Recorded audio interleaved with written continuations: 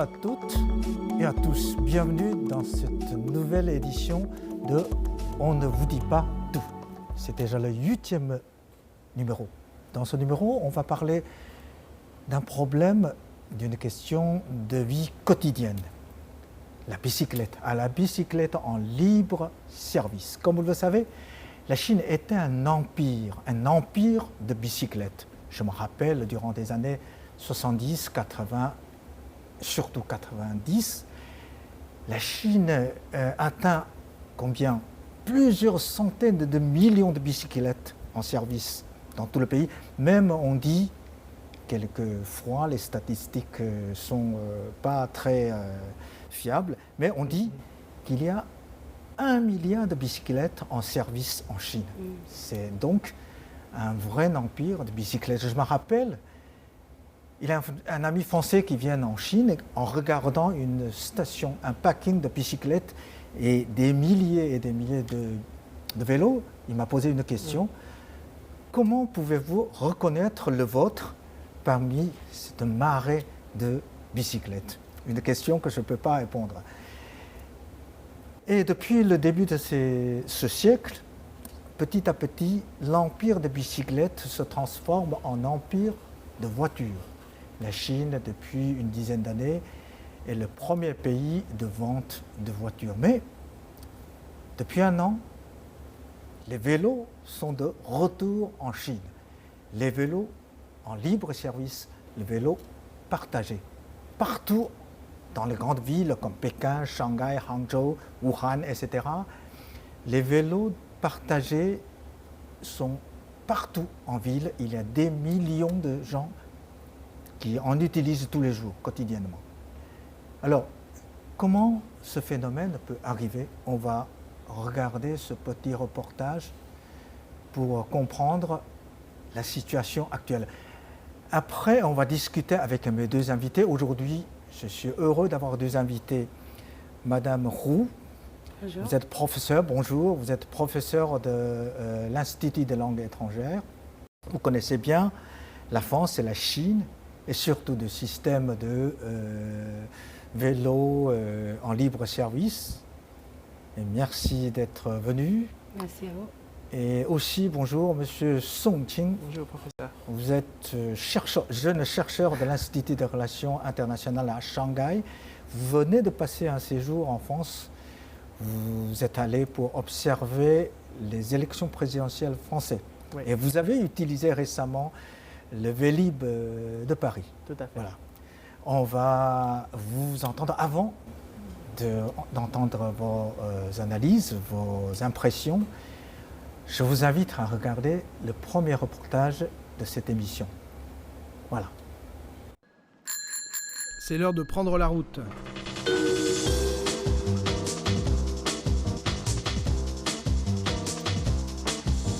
Les services de vélo partagés, comme celui-ci ou celui-là, ont envahi la capitale chinoise. Mobike, un arrivé récent sur le marché, fait déjà partie des favoris. Vous réservez et vous trouvez un vélo. Vous scannez le code QR et le vélo est à vous. Et les frais, seulement 1 yuan pour une demi-heure. Et il y a mieux encore, vous n'avez même pas à chercher une borne.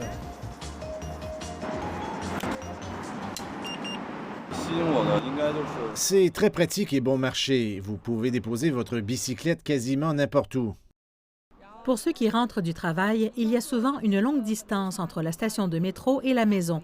Alors utiliser ce service s'avère vraiment très pratique. Peu importe comment va évoluer le système, l'énergie produite par le pédalage peut faire évoluer la ville vers un futur beaucoup plus propre et beaucoup moins encombré. Voilà, comme le reportage avait dit, hein, si on veut vivre en forme, si on veut rester en forme, hein, c'est pour garder la ligne, vivre écolo et éviter des embouteillages, ou bien visiter la ville comme Pékin, comme Shanghai en 2 roues. Le vélo en libre service, c'est vraiment très pratique. Alors, Monsieur Song, la première question est à vous. Comment comparez-vous, par exemple, le Vélib de Paris et le vélo en libre service en Chine? Quels sont les points communs? Quelles sont les différences?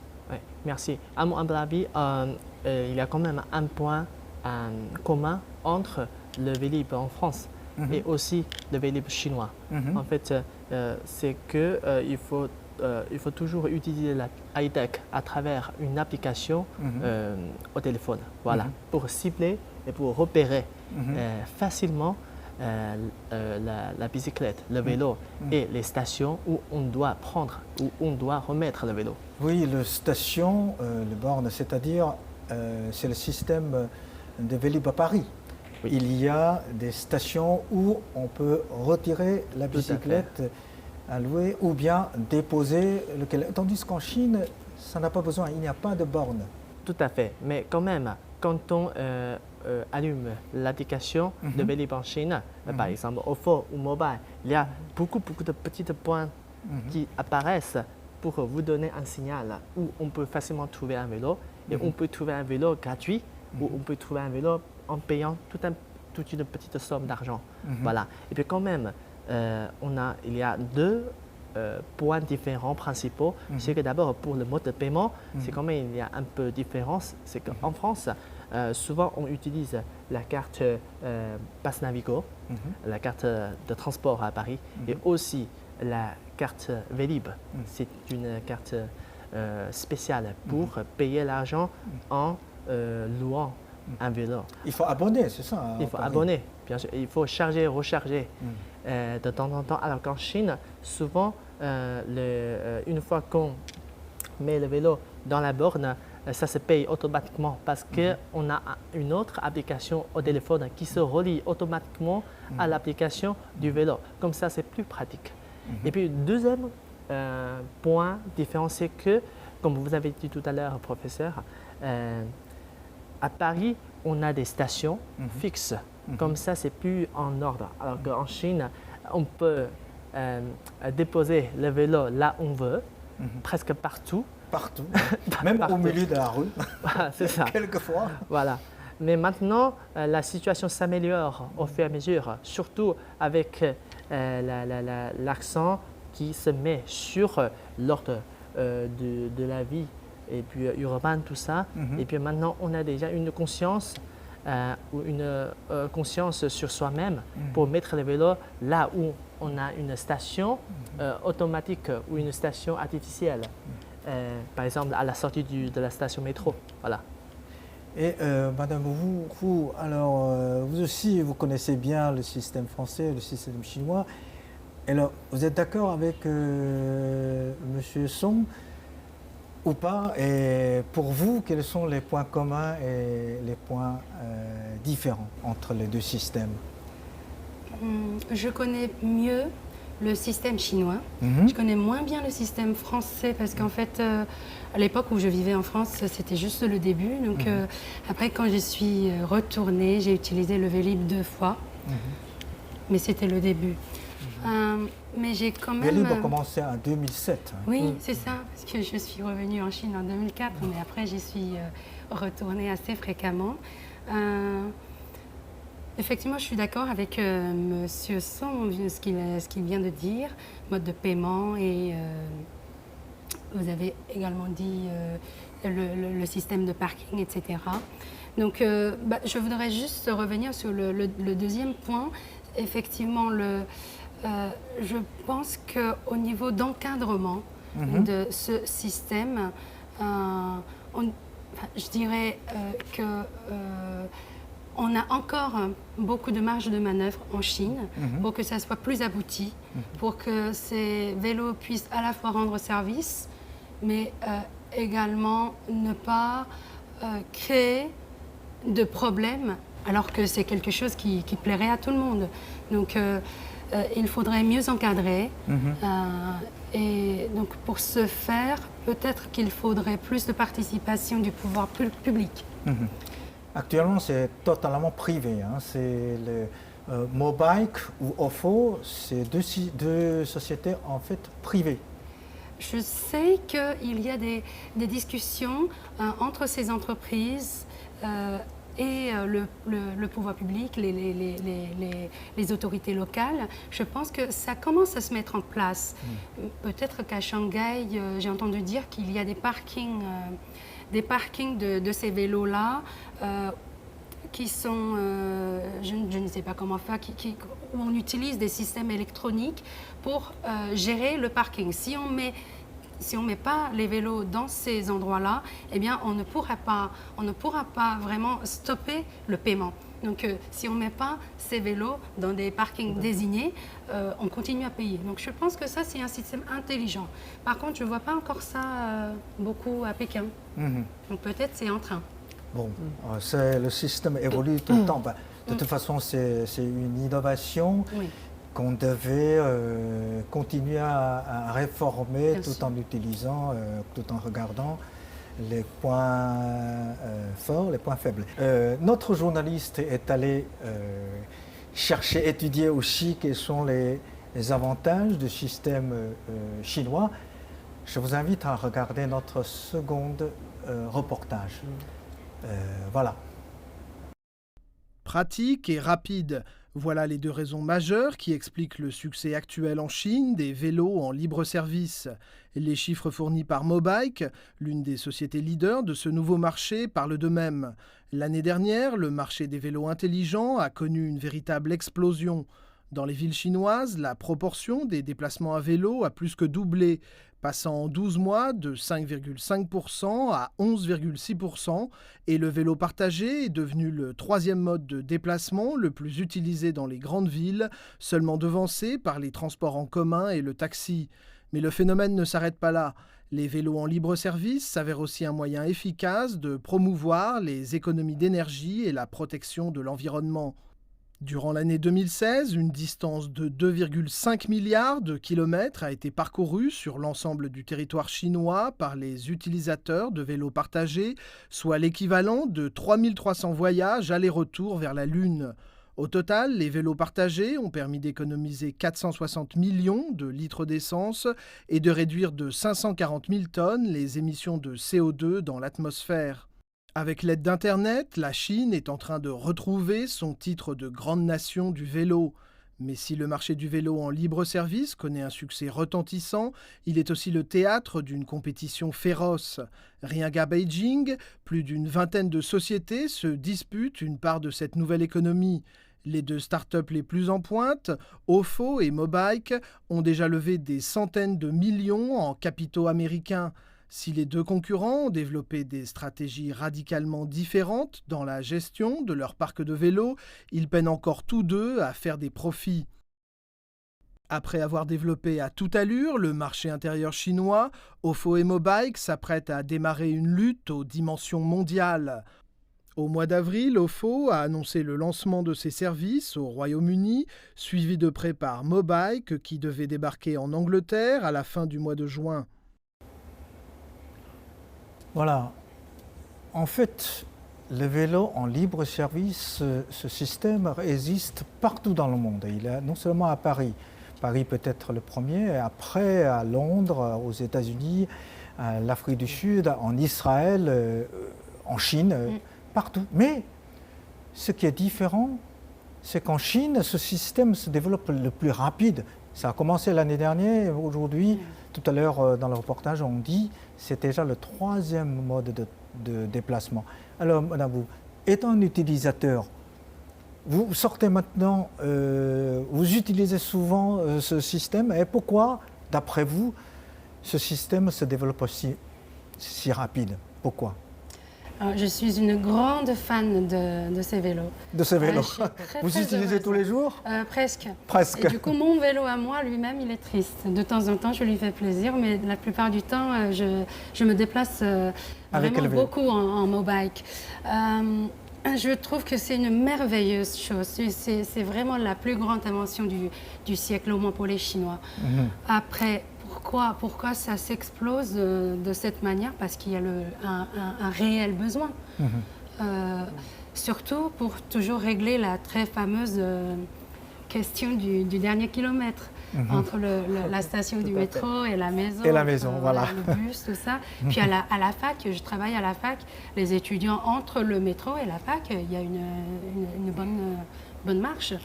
Donc on utilise ça, c'est très très bien. Et puis je trouve que moi, personnellement, je suis très fière de me déplacer de cette façon parce que je contribue à la protection de l'environnement. En tout cas, je pollue moins. Pékin est très pollué, donc, alors là, oui, je trouve que c'est vraiment super. Vivre écolo, hein, c'est très à la mode, hein, très branché. C'est très important, c'est vraiment important en tant que citoyenne. Je trouve qu'il faut donner cette conscience-là à tout le monde. Donc bravo à ces entreprises. Récemment, j'ai vu dans les informations, il y a des reportages, des journalistes ont repéré certains inconvénients aussi de ce système. Par exemple, le vandalisme des vélos sont très graves. Hein. Il y a des vélos cassés, le système des GPS complètement démoli, etc. Et puis on stationne n'importe où, etc. Alors comment résoudre ces problèmes? Où sont d'abord les problèmes causés par ce système de vélo en libre service et comment les résoudre? Qui est-ce qui veut répondre? À mon humble avis, c'était plutôt un souci mondial. Je dirais qu'à Pékin, à Shanghai, comme à Paris, ce genre de situation existe partout dans le monde. Existe partout. Donc d'abord, il ne faut pas être étonné et puis il ne faut pas être fâché. L'important, c'est qu'on doit se mettre à agir. Parce qu'agir, c'est pour respecter ce qu'on a pour l'instant. Parce qu'il faut d'abord reconnaître le fait que le vélo, la bicyclette libre service, c'est une bonne chose. C'est un bon phénomène. Mais il faut en profiter dans le bon sens, dans la bonne direction. Donc comment faire? Je pense que d'abord, il faut former les gens quand même. Des deux côtés, d'un côté, c'est que l'individu au niveau personnel, il faut avoir une conscience, discipline sur soi-même, à travers l'éducation, à travers l'influence que nous donne l'environnement. Et deuxièmement, pour le gouvernement, il faut quand même avoir ce genre de réformes pour former les gens. Là, il faut travailler sur le pied des qualités. Et aussi à Paris, je peux me permettre de citer un petit exemple, c'est que à l'origine, pour les 10 000 premiers vélos lancés sur le marché parisien, il y avait presque 80% des vélos qui sont cassés, 80% sont cassés, qui sont volés et qui sont même jetés dans la Seine. Hein. Ah oui, d'accord. N'importe quoi. Mais après, la mairie de Paris a trouvé deux solutions efficaces. D'abord, la mairie de Paris a travaillé avec une compagnie de publicité Deco ils ont signé un contrat, un accord pour que ce dernier paye 4 millions d'euros chaque année pour réparer les vélos, pour renouveler les vélos. Tout ça, c'est d'un côté. De l'autre, on baisse le prix, le tarif, pour que même le col bleu qui puisse y avoir accès. Donc ça, c'est très important. Voilà. D'accord. Bon, c'est en fait le pouvoir administratif qui s'est intervenu pour résoudre certains problèmes. Voilà. Et en Chine, ce système, comme Song avait dit, il faut continuer, il ne faut pas jeter le bébé avec l'eau sale. Non, il faut protéger. C'est tellement bien. À chaque fois, le problème, c'est qu'à chaque fois, quand il y a des nouveautés, on est très excité, on est très heureux et on ne pense pas qu'il peut y avoir des problèmes. Donc les problèmes apparaissent et après on essaie de rattraper.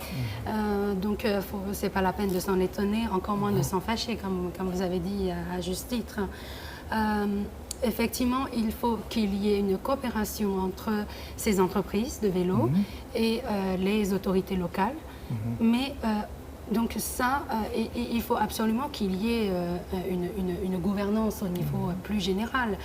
Mais de la part des entreprises, des inventeurs de vélos, il faudrait qu'ils trouvent aussi des systèmes un peu plus intelligents, mettre des GPS pour qu'on puisse repérer où s'ils sont bien garés ou pas. Et puis peut-être, je ne sais pas, je ne suis pas du tout technicienne, pour savoir s'il y a un vandalisme ou pas, et puis peut-être aussi de poursuivre les auteurs de ces actes. Après, je pense qu'à un niveau encore plus général, c'est l'éducation. Quand je vois les gens qui donnent des cours complètement gratuits à ces vélos, j'en ai vu et j'en ai stoppé. Ça a fait peur à mes enfants. Mais j'ai dit à ces jeunes garçons, mais qu'est-ce que vous faites? Qu'est-ce que ça vous apporte à leur donner des coups à ces pauvres vélos? Mes enfants, ils étaient là, maman, arrête et tout. Je dis non, il faut leur dire. Donc les gens, il faudrait vraiment une éducation civique pour qu'ils aient cette conscience très profonde et de les responsabiliser. C'est comme ça qu'on arrive à vraiment protéger ce merveilleux bébé pour qu'il rende de meilleurs services à notre société. Oui, j'ai vu une photo de Hangzhou, il y a des milliers et des milliers de vélos qui sont cassés, stationnés dans un parc. Ça, c'est donc, d'après vous, il faut éduquer l'utilisateur de respecter en fait les autres, mais aussi le matériel. Bon, en réalité, si ce système peut se développer, ça entraîne d'autres systèmes. Par exemple, récemment, à Hangzhou, à côté de Shanghai, on a lancé un système de parapluie partagé. Parce que Hangzhou, il pleut souvent. Alors, cela nous rappelle que l'économie de partage se développe en Chine. Alors, comment et pourquoi? Je vous invite à regarder notre troisième reportage. L'économie collaborative est un nouveau mode de consommation fondé sur le partage et l'utilisation optimale des ressources qui est en train de bouleverser radicalement le mode de vie et les habitudes des Chinois. Après le phénomène des vélos partagés, ce sont de nouveaux modèles comme les voitures en libre-service ou les bornes de rechargement pour mobiles qui sont aujourd'hui devenus le centre d'attention des consommateurs. Désormais, tout le monde peut, en l'espace de quelques clics, réserver un service de covoiturage, commander un plat sur Internet ou louer un appartement pour ses vacances. Laverie libre-service, location de bureaux partagés, avec le développement des techniques Internet, particuliers et professionnels ont désormais accès à un nombre presque infini de services innovants, une tendance lourde au sein de la société chinoise actuelle. Il suffit désormais aux consommateurs chinois d'ouvrir une simple application sur son portable pour accéder à une large gamme de services d'achat et de paiement. Dans un reportage publié le 9 juin dernier, le Wall Street Journal révélait que de nombreuses compagnies européennes et américaines s'inspiraient désormais des services innovants développés en Chine, un phénomène qui attire de plus en plus l'attention des médias et des experts occidentaux. Voilà. En fait, ces innovations, y compris la façon de paiement sans liquide, etc., rend la Chine, dans quelque sorte, le premier pays qui avance vers une société sans argent liquide. Alors, à part de vélo, est-ce que vous utilisez aussi ce système pour, par exemple, commander des plats, comme dans le reportage, commander des plats, réserver les maisons de vacances, etc. Est-ce que vous utilisez ça? Airbnb, j'aime beaucoup. Pour réserver des maisons, des appartements quand on est en vacances. Commander des plats, faire du e-shopping, je le fais quand c'est vraiment nécessaire. Quand les enfants meurent de faim alors que la maman elle est trop occupée. À ce moment-là, je fais venir des plats, mais je me pose vraiment la question. À chaque fois, j'ai le cœur assez lourd quand je vois tous ces sacs plastiques et ces boîtes jetables. Je me sens commettre un péché. Donc, un petit peu criminel. Donc, là-dessus, je suis assez enfin, je me dis qu'il faut être vraiment il faut être vigilante. Mais à part ça, sinon, oui, je trouve que c'est merveilleux. Commander des taxis, oh là là, qu'est-ce que c'est bien. Ouais. C'est vraiment super. Comment ça s'appelle déjà, le système chinois Titi. Titi, oui. Ah, c'est tellement bien. Oui. Oui. C'est-à-dire, vous pouvez commander une oui, voiture oui. ou à quelle heure, à quel endroit pour Oui. vous attendre. Et Oui. puis, vous le prenez et vous payez en ligne. Et puis, on peut être exigeant au niveau du service.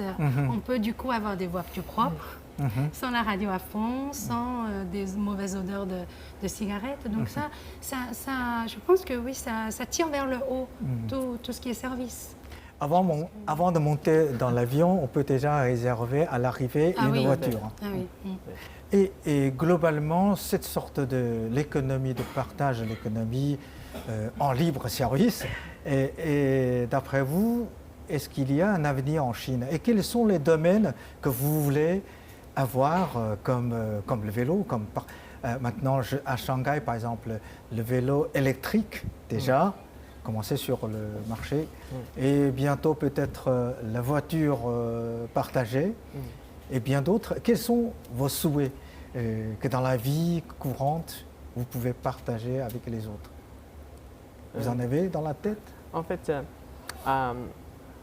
pour l'instant, il n'y a qu'un seul objectif pour nous, le peuple chinois, c'est pour en profiter. Pour profiter de la high-tech, pour profiter de la mondialisation, pour profiter de cette belle époque, je dirais plutôt. Parce que grâce à la mondialisation, le monde devient de plus en plus, de moins en moins lointain. Donc tout le monde se sent proche.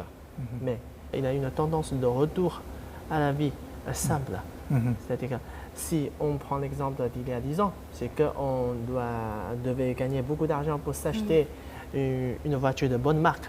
Maintenant, pour nous, à Shanghai, à Pékin, comme à Paris, c'est presque pareil partout. C'est que même si on a un Benz ou un BMW, on ne peut pas marcher plus vite qu'une bicyclette. Donc, Vous avez on bien doit été dans les rochers ce matin. On doit s'interroger. Voilà, tout à fait. On doit s'interroger sur une question, une réalité. Un souci, c'est que à quoi ça sert? Bon. Moi, j'ai 2 souhaits. Je peux? Oui.